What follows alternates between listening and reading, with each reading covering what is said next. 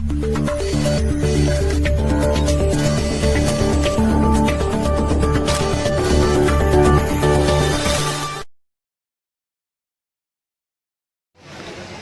Virus के बढ़ते खतरे की वजह कर रियासत मगरबी बंगाल को भी 23 मार्च शाम 5 बजे से 31 मार्च तक लॉकडाउन कर दिया जाएगा।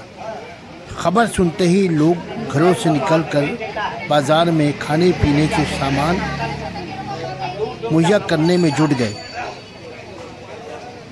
बाज़ार में ख़रीदारों की अच्छी खासी भीड़ उमड़ पड़ी। हैदर अली, इकरा उर्दू न्यूज़, यूट्यूब पोर्टल।